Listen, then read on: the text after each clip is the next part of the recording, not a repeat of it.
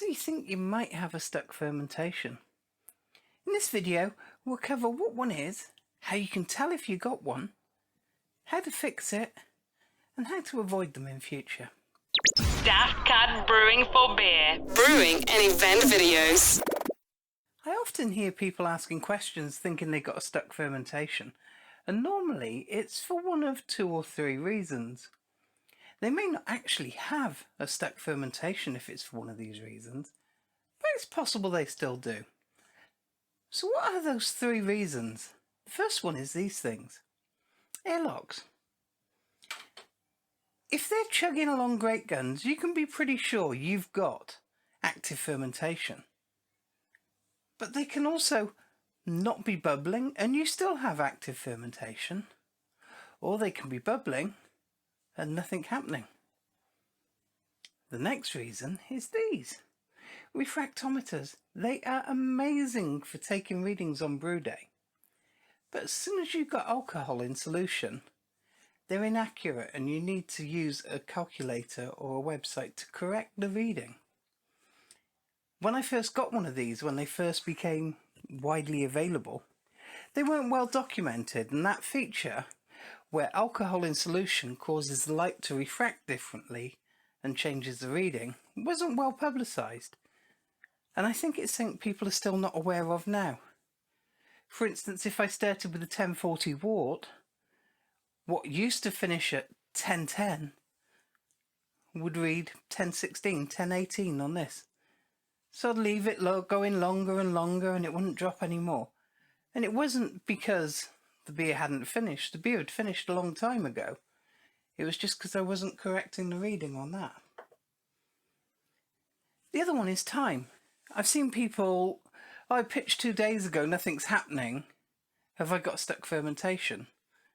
Now, depending on the yeast strain you're using, the beer might have actually finished in that time.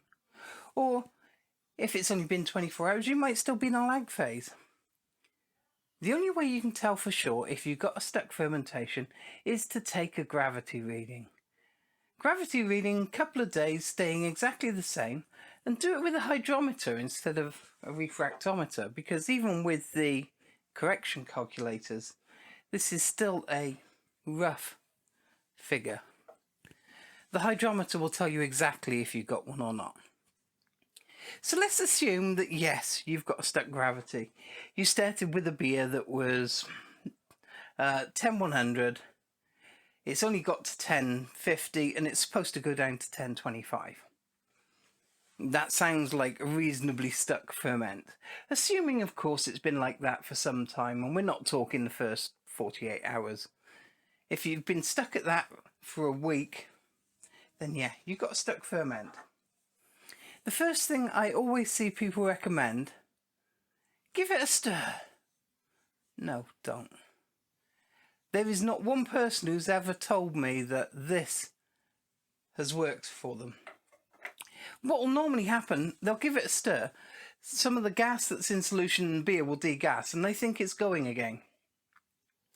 If it's properly stuck, stirring up all the dead yeast and treb from the bottom is unlikely to get it going again. There's only really 2 things, possibly 3, that will get it going again. The first one is to look at your yeast and work out what temperature it likes.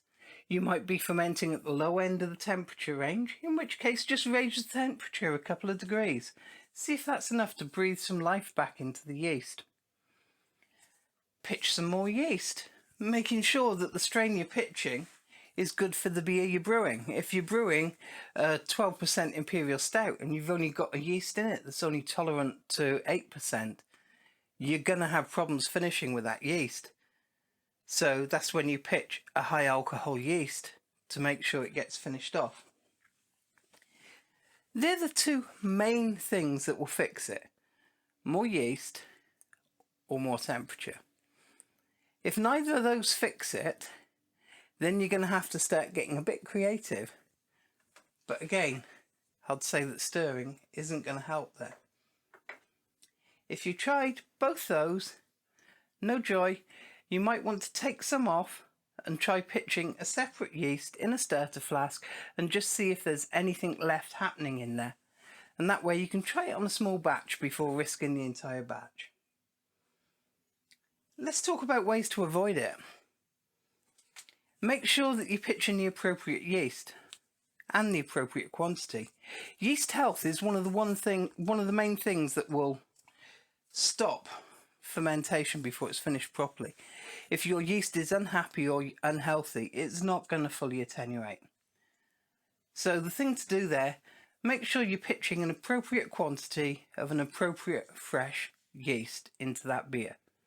And by appropriate, I mean that it will handle the alcohol tolerance levels that you expect.